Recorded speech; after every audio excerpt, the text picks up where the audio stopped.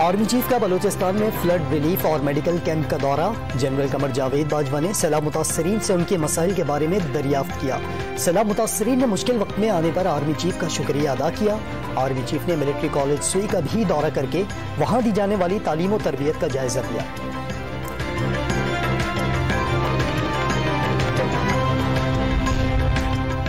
अमरीकी वज़ारत ख़ारजा का आला सतह का वफ्द कल इस्लामाबाद पहुंचेगा। वफ्द की क़यादत स्टेट काउंसलर डेरेक शाओले करेंगे।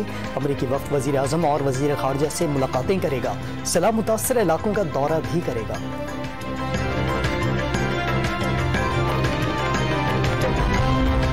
चोरों का टोला तहरीक इंसाफ के खिलाफ प्रोपेगेंडा कर रहा है। तहरीक इंसाफ को इदारों से लड़ाने की साजिश कामयाब नहीं होगी।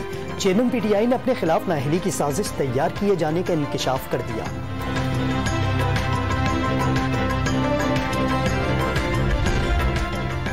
इमरान खान को किसी से लड़वाने की क्या जरूरत, वो खुद सबसे लड़े हुए हैं। इमरान खान किसको कह रहे हैं कि जो इस हुकूमत को लाए हैं वो फैसला बदलें। इमरान खान बहुत नुकसान कर चुके, अब उनके लिए वापसी नहीं। कमर जमान कायरा की program live with Adil Shahzeb में गुफ्तगू।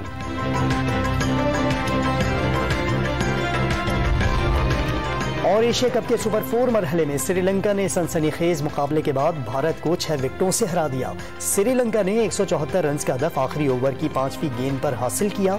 शिकस्त के बाद भारत की अगले मरहले में रसाई तकरीबन नामुमकिन हो गई।